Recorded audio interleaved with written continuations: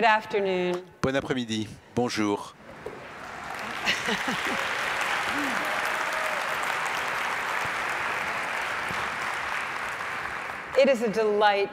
C'est un véritable plaisir que de me trouver devant vous et je me sens très humble que d'être ici devant vous. La foi vous a fait venir du monde entier et vous nous montrez à quel point vous comprenez le don de Dieu qui est la vie familiale. Appréciez véritablement le don que vous représentez pour autrui. Nous sommes ici aujourd'hui pour réfléchir à ce qui nous attend, à ce que nous attendons également. Parfois, nous avons des craintes sur la fertilité et l'avenir. Le pape Francis et François en parlent si souvent. Les personnes créatives du monde entier essayent de discerner nos rêves, ce à quoi nous rêvons, ce que nous désirons. Nous avons également les artistes qui écrivent des chansons, les musiciens, les cinéastes. Ils savent que c'est irrésistible pour les êtres humains d'entendre des histoires romantiques allant vers le mariage et les enfants, des histoires de cœur qui nous touchent avec des enfants, des handicapés, des personnes âgées qui connaissent de grandes difficultés. Leurs films, leurs chansons et leurs publicités nous montrent des possibilités pour nos propres vies, nos vies telles que nous voulons qu'elles soient, tandis que nous espérons et prions des vies où il y a de la place pour autrui, où on ne compte pas les coups, où les craintes sont dépassées, où les cœurs fondent, où la cruauté est transformée. Dans ces images, dans des films, dans des publicités, on voit des familles qui s'acceptent, qui acceptent les plus jeunes, les plus âgés, en bonne santé et mal portants. Nous voyons des films qui se terminent dans la joie, dans l'espoir, la paix et l'amour. Mesdames et messieurs, les adultes et les enfants, ce sont des rêves, il faut le savoir. Ils ont compris nos désirs les plus profonds. Ils ont produit parfois également des œuvres tout à fait horribles. Mais notre Seigneur veut véritablement que nous acceptions les uns les autres dans nos familles. N'oubliez pas que c'est le Seigneur, dans la personne de Jésus-Christ, qui a résumé sa mission sur terre en disant « Je suis venu pour que nous puissions connaître la vie et avoir plus d'abondance ». Je parle de fertilité dans le titre de ma présentation, mais je vais également parler des enfants, de la voie de la vie chrétienne, de la structure essentielle des relations. Nous sommes basés pour les relations, bâtis pour les relations, pour donner à autrui, comme l'a dit le pape Bénédicte dans son encyclique Deus Caritas Est, donner à l'autrui ce regard d'amour qui est si important. Et le pape François nous demande d'accorder la miséricorde à autrui, de commencer toujours avec le Seigneur. Et vous connaissez l'histoire du bon Samaritain, de trouver sur notre chemin des personnes que nous aidons.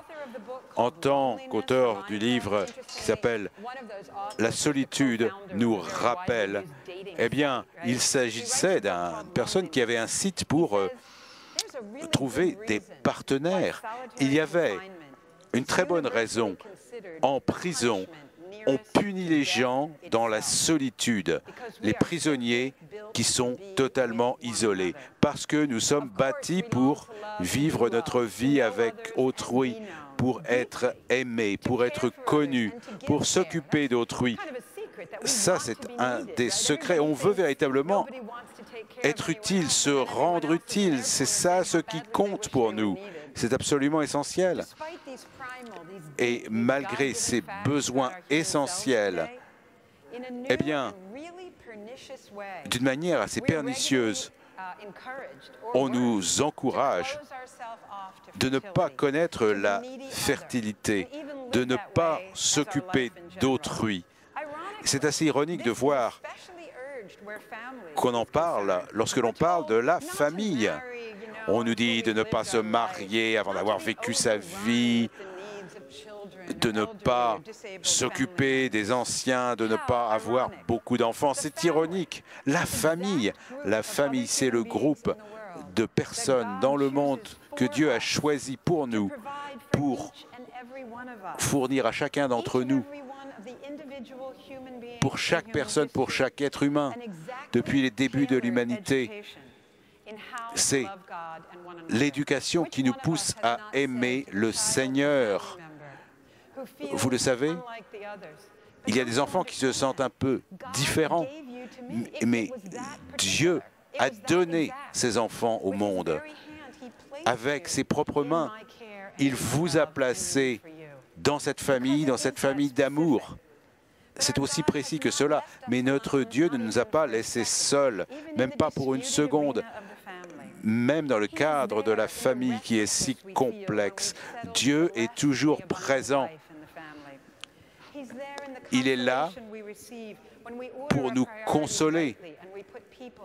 Lorsque nous avons notre bonne liste de priorités, il est là pour nous aider dans les faits de la vie, dans la réalité de la vie, à comprendre également la science qui nous indique bien que le bonheur, la voie du bonheur et de la liberté, c'est l'amour interdépendant. Et c'est ça qui bâtit la famille. J'aimerais réfléchir à ce thème de la famille et de la fertilité aujourd'hui, en parlant des projets de Dieu pour les êtres humains, pour accueillir un nouvel être humain, un enfant. Ensuite, je vais vous parler de la famille telle que nous en faisons l'expérience. Et vous savez, j'ai déjà entendu d'excellents discours aujourd'hui, tout à fait véritables, sur la vie de famille. Et si nous voulons toucher autrui, nous devons absolument comprendre la réalité de la vie de famille.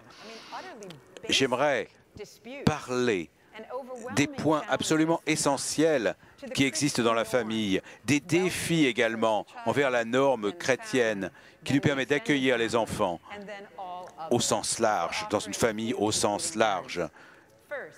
Tout d'abord, en parlant du fait qu'il y a un plan du Seigneur pour les êtres humains, pour accueillir des enfants. La première chose qui doit nous marquer, et si on y réfléchit pendant 5 minutes, c'est que Dieu en lui-même n'est pas seul. Il y a cette Trinité, 3 personnes dans une relation d'amour infini qui ne se termine jamais. Nous sommes faits à l'image de Dieu et nous sommes également là pour des relations, pour donner et recevoir l'amour. Nous sommes des hommes et des femmes qui ensemble apportent une vie avec les enfants que nous avons.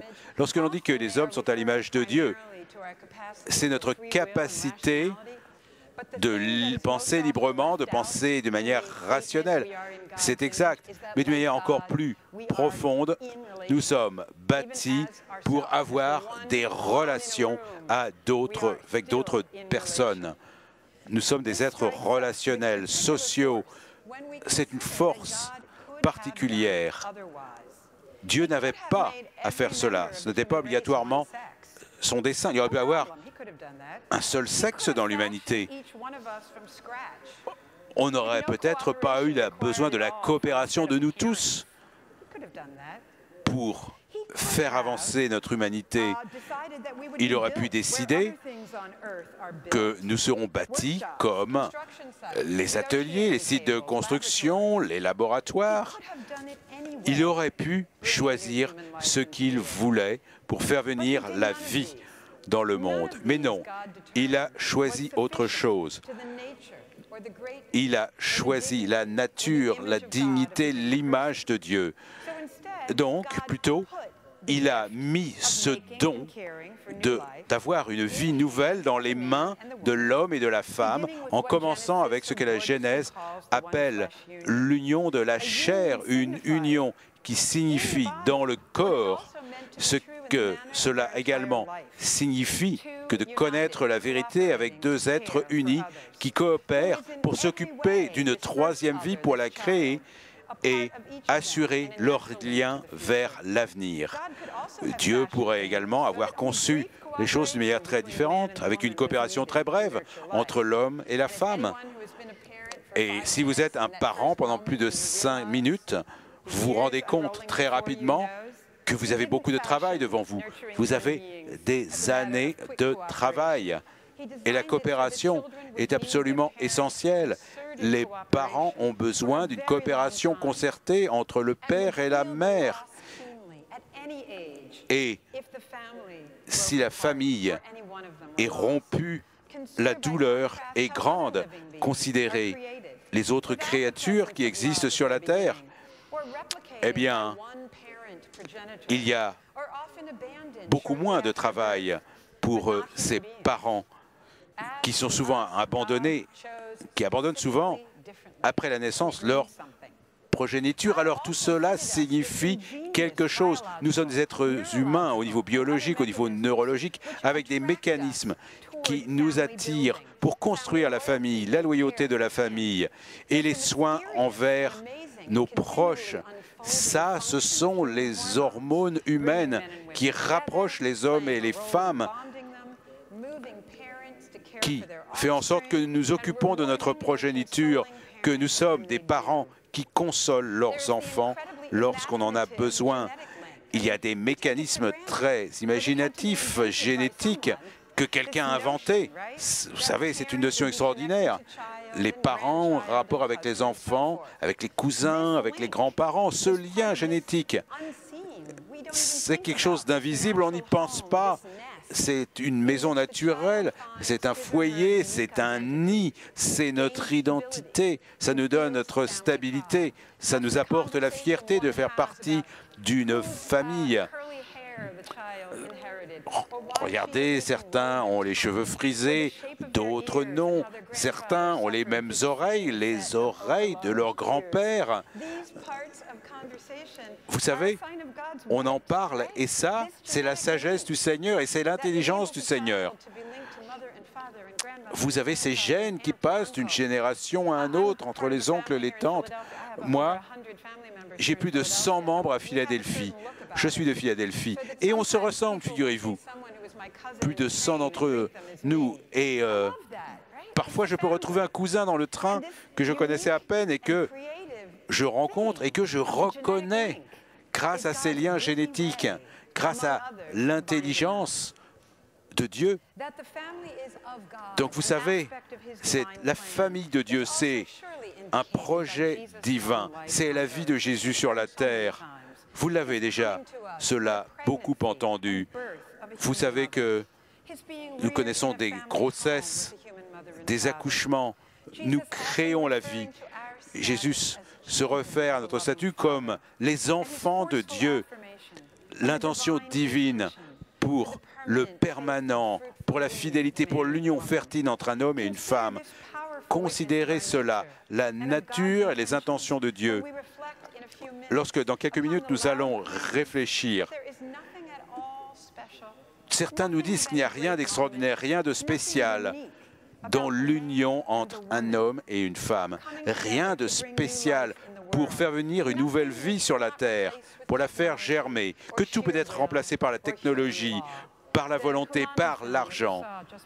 Vous savez, nous avons vu un très beau film, une vidéo avant que j'arrive sur scène. Ça fait partie de notre projet, de faire comprendre la réalité de l'écologie humaine. Le pape François, l'automne dernier, en a parlé. Nous avons des livres à ce sujet. Vous savez, l'Église, avec tant d'autres religions de la planète, explore le naturel et le surnaturel, ces réalités évidentes de l'unicité du fait qu'il y a un homme et une femme, deux sexes différenciés, deux genres différents. J'aimerais vous parler de mon deuxième point maintenant. l'expérience que nous avons de notre famille lorsque nous accueillons une nouvelle vie dans l'amour de nos familles. Vous savez, lorsque l'on vit au quotidien entre nous, eh bien, parfois, il y a des moments plus difficiles que d'autres. Il y a des possibilités uniques d'apprendre à aimer, d'admirer et de se respecter. Il y a parfois des moments où nous sommes impatients, où nous nous mettons en colère, nous sommes dégoûtés. Le pape François dit c'est quand les assiettes commencent à voler. Rien ne vous prépare mieux que de vivre d'une manière très proche avec les membres de votre famille. Comme l'a dit le philosophe G.K. Chesterton dans Father Brown, vous comptez, je compte. C'est la chose la plus difficile à croire dans la théologie. Est-ce que c'est vrai? Absolument. Regardez les enfants des autres. Ils pleurent, ils hurlent dans les avions, dans les autobus, dans les supermarchés. Ils font des crises de nerfs. Et vous avez parfois des voisins qui ne sont pas très aimables. Mais le pape Bénédicte nous demande de donner à chaque personne ce regard d'amour dont on a tant besoin. La réponse est très simple. Nous devons être de bons Samaritains et ça commence à la maison, dans les foyers. On va réécouter pour la 1e fois la même histoire racontée par la grand-mère aider une sœur handicapée qui a des problèmes à l'école, donner de l'argent à quelqu'un dans le besoin qui est membre de notre belle famille. Nous allons faire des sacrifices, ça c'est une habitude. Je me rappelle lorsque j'étudiais le droit, je connaissais quelqu'un qui, après avoir été fiancé, avait connu une rupture et elle donnait beaucoup, elle était très généreuse. Et moi, j'avais un objet en or que j'aimais beaucoup et je lui ai remis. Et j'avais du mal à donner cela, à me séparer de cela. Mais à ce moment-là, elle a ouvert la porte et j'ai sacrifié ce bijou de famille. Parfois, il faut faire de grands efforts pour y arriver. Vous savez, si on n'a pas l'habitude d'amour sacrificiel, eh bien, on ne va pas réussir un jour à aider quelqu'un qui est inconnu. Vous savez, Snoopy dit « J'adore l'humanité, mais ce que j'aime pas, c'est les gens ». C'est ce que disait Snoopy. L'amour de la famille élargit le cercle. On attend devant une salle de bain, notre tour, on doit aller faire réparer une voiture sous la pluie. Et tout cela se termine avec nous aidant des étrangers, parce que nous avons une humanité commune. Je suis de plus en plus âgé, évidemment, et j'ai beaucoup d'expérience. Cela fonctionne d'une manière organique. Je me rappelle, avec mon mari, nous sommes revenus chez nous avec notre première petite fille, notre premier enfant, et maintenant c'est une adulte. Elle était belle comme des pétales de rose. Elle dormait à l'arrière de la voiture. Et nous sommes arrêtés dans la maison de quelqu'un qui était de notre famille. Et je me suis dit, ne la touche pas, que personne ne la touche. Je voulais la protéger. C'est bizarre, non, ce n'est pas si bizarre que ça. C'est normal. C'est quelqu'un dont vous devez vous occuper, un enfant que vous allez éduquer, que vous voulez protéger. Puis vos enfants grandissent et ils doivent s'ajuster pour être responsables, même devenir des adultes, devenir en mesure d'être responsables. Et lorsqu'ils deviennent adolescents, la vie est de plus en plus difficile. Il faut être honnête. C'est difficile. Rappelez-vous, lorsque nous étions adolescents, moi j'ai beaucoup d'étudiants qui sont jeunes Ils ont une vingtaine d'années à peine et ils arrivent dans le monde adulte et on leur demande dès 22 ans, dès 23 ans d'être très efficaces et de bâtir véritablement des immeubles. Qu'est-ce que vous allez faire pour améliorer la vie dans un pays en développement? Où en est votre CV? Est-ce que vous avez accompli vos rêves? On leur demande beaucoup à ces jeunes adultes, à ces étudiants. Et ils ressemblent à vos enfants. Et parfois, on les appelle par des noms qu'on utilise plus souvent avec nos propres enfants. Donc ça, c'est une erreur, évidemment.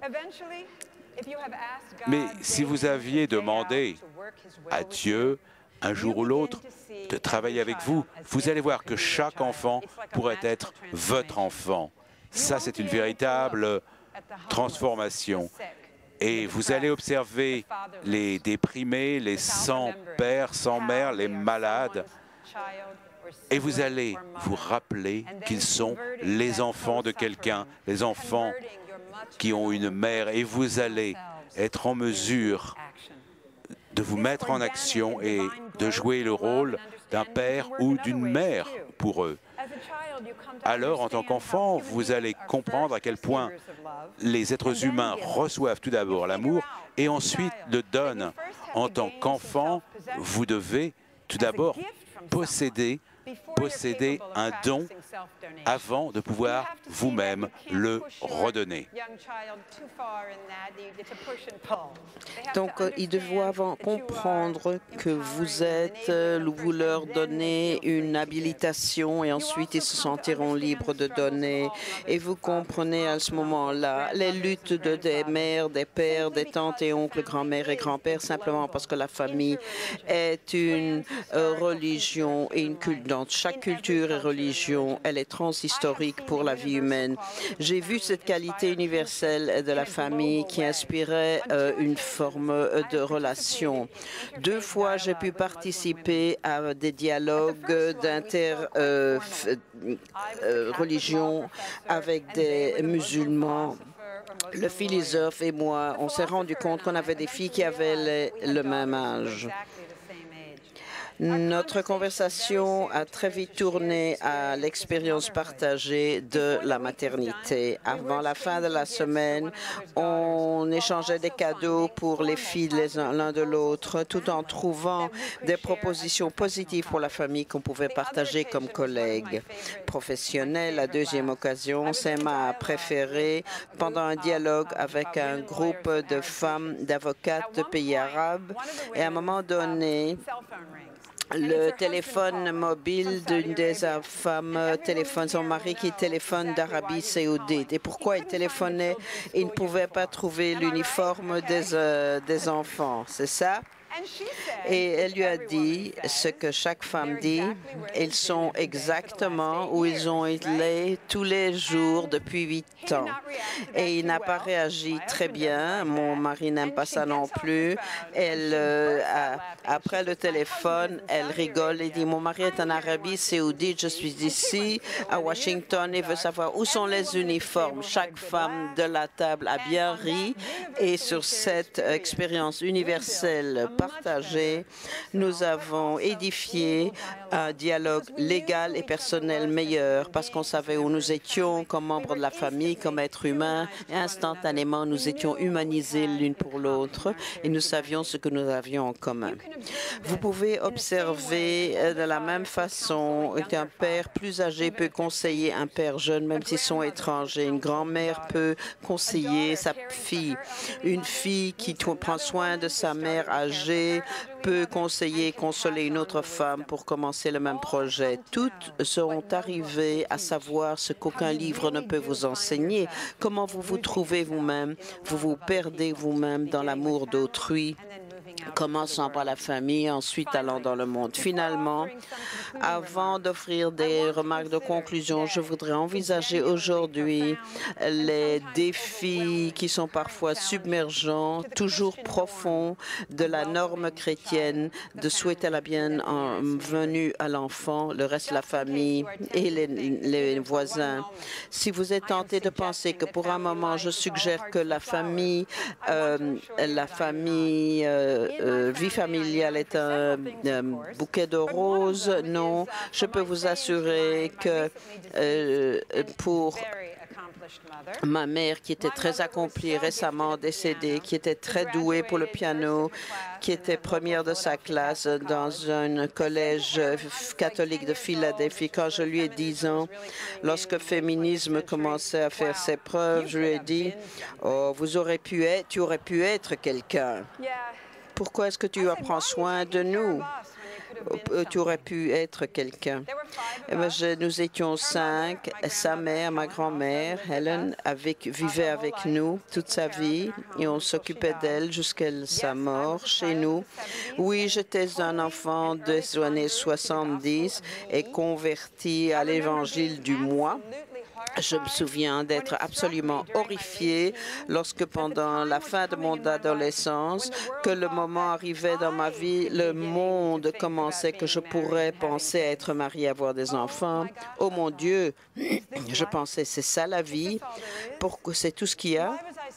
Pourquoi est-ce que je passais tout ce temps à avoir une instruction si j'allais simplement avoir donné tous mes talents aux enfants? Où était la décennie de plaisir à laquelle j'avais droit? C'était simplement une reconversion de l'adulte à la beauté de la façon de Jésus et j'étais reconvertie par cette ligne. Où irons-nous, Seigneur? Qu'est-ce qui peut se comparer? J'ai pu regarder pendant mes années 20 aux autres ismes et espérer prendre une décision, une bonne évaluation à ce moment-là. Donc, j'ai été convertie à cela, mais je me suis également convertie au désespoir de vivre pour moi, de la joie de vivre avec autrui. J'étais convertie par mon amour pour ma sœur invalide, l'amour de mes parents l'un pour l'autre et de les soins qu'ils donnaient aux parents et aux membres de leur famille. Mon frère aîné, et après sa mort, ils ont pris soin de ses enfants. Il y avait des gens dans ma paroisse qui étaient tellement magnifiques. Les gens s'étaient contents de me voir venir à la paroisse et m'occuper de mes enfants. Tout ça m'a éveillée pendant mes années 20. Dans le sujet de l'Évangile, les choses qui se sont intensifiées les dernières décennies, on peut capturer ces tendances. Et vous avez vu les chiffres dans les journaux en observant qu'il y a moins de gens qui se marient simplement dans nombreux pays. Pratiquement chaque région du monde, avec peu d'exceptions, de nombreux gens vivent ensemble au lieu ne faisant aucune promesse à l'un à l'autre quant à l'avenir et à leurs enfants. Dans la vaste majorité des pays, les enfants ont des petits nombres d'enfants. On appelle ça la fertilité la plus basse à tout jamais.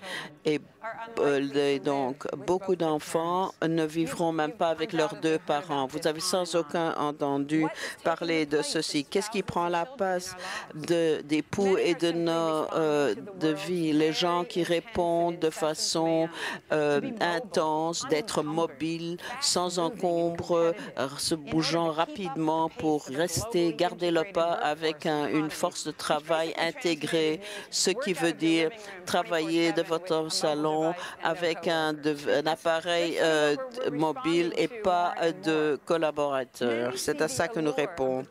L'allure ne voit pas la beauté de la procréation des enfants. Les gens ont peur de l'interdépendance et la responsabilité pour une nouvelle âme dans un monde qui est économiquement effrayant pour eux. mondialement intégrée dans le sens que lorsqu'un domino tombe, tous les dominos s'écroulent. Pour de nombreuses personnes, la vie économique est très différente et le leadership public et privé n'établissent pas de politique quant à la façon de nourrir et de s'occuper de la famille. Les polices sur les salaires, les horaires de travail sont établis d'après l'efficacité et les réussites personnelles, pas pour ce qui est bon pour la famille. Finalement, beaucoup de gens choisissent davantage de choses matérielles et d'en profiter au lieu de dépenser de l'argent pour élever les enfants. Pour les femmes, il y a un dynamisme supplémentaire. Il y a la voix qui dit aux femmes, depuis longtemps, ont passé les bonnes choses de la vie en se consacrant de façon disproportionnée aux enfants, aux invalides ou aux proches qui ont des problèmes. Au nom de l'égalité, de la justice, ces voix voient la fertilité comme une invalidité et le gouvernement les appuie de plus en plus. Les mouvements internationaux ont dit qu'au nom des intérêts de la femme ont mis ce message au sommet de leurs priorités. Les femmes ont le besoin, leurs besoins sont ignorés. Évidemment, les femmes peuvent contribuer à la communauté et elles peuvent le faire. Elles peuvent contribuer aux réussites, aux médias, aux distractions, aux loisirs, à tout, mais elles veulent le faire d'une façon qui permette de mettre les gens à l'avant, surtout les gens qui leur ont été donnés. Mais aujourd'hui, les leaders privés et politiques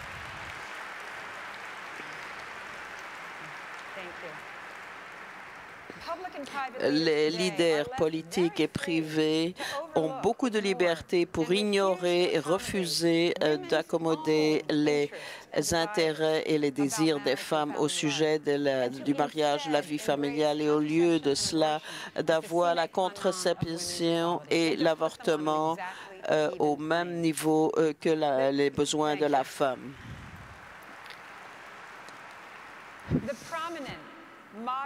Les tendances modernes de la liberté des femmes est une liberté sans enfants pour les non-catholiques et les catholiques qui les observent, et les résultats sont tragiques. On ne doit pas, on peut pas, pour observer ce que je vous dis, il ne faut pas croire nécessairement ce que disent les religions. Il n'y a pas seulement des conséquences physiques et pratiques, la destruction de la vie humaine est difficile de voir un mois sans publication des effets d'une forme de contraception sur le corps de la femme. Il y a également des effets plus grands sur les rapports entre hommes et femmes et les parents et les enfants. Dans une culture où le sexe est coupé artificiellement de la vie nouvelle, et même l'idée que le sexe est l'endroit où toute la vie humaine est simplement écartée, mise à l'écart. Dans une culture où le sexe est une chose qu'on fait, c'est un jeu de tennis, c'est d'une façon désinvolte. Le sexe devient le prix, de même un rapport bref avec un membre du sexe opposé. Rien de spécial. La tristesse, la dépression parmi les femmes augmentent lorsque les liens qui semblent intimes, et on se rend compte le lendemain qu'il n'y a rien, absolument rien, et tout est temporaire.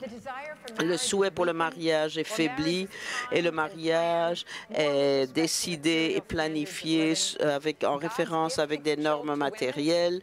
Le cadeau des femmes de Dieu aux femmes qui donnent des enfants à elles est salué avec un bâillement ou avec de la fureur ou un ressentiment. Davantage d'enfants sont nés sans que les parents aient la possibilité pour l'amour et les soins stables des deux parents. Et on dit même qu'il y a une chose qui s'appelle le divorce, le mariage entre de choses opposées.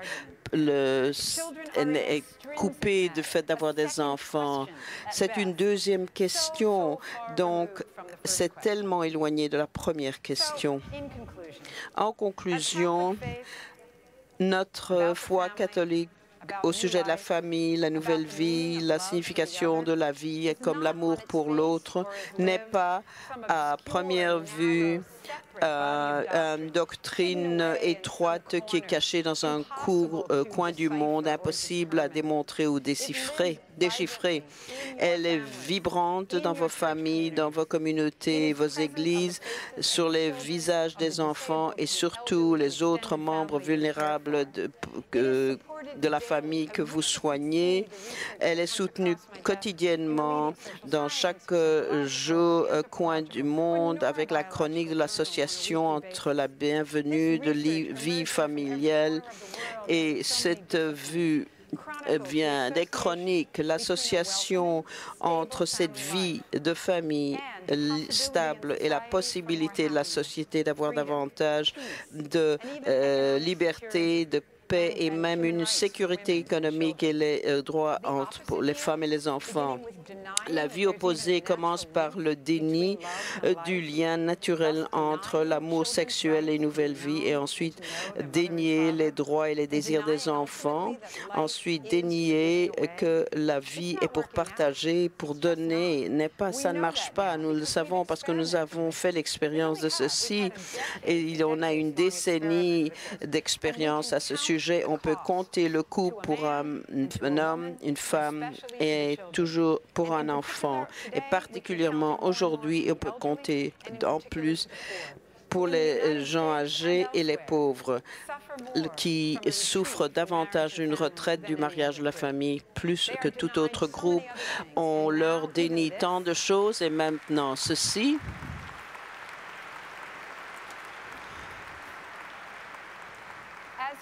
Comme catholique, de pair avec les gens d'autres foi qui comprennent la place de la famille dans le plan de Dieu et la place de souhaiter la nouvelle vie dans la famille, c'est de nous qu'il dépend d'apporter à la vie ce que nous savons au sujet d'accepter d'autres gens dans notre vie. Ceci commence pour la plupart des gens, sauf les enfants. Ça commence avec les enfants. C'est à nous qu'il revient d'aider autrui à surmonter leur peur de fertilité, leur peur de l'avenir. C'est à nous de leur montrer les possibilités, de parler avec eux des joies de la vie familiale, d'adopter une attitude d'abondance, une perspective de pain et de poisson dans une façon de vivre qui est de concert avec ceci.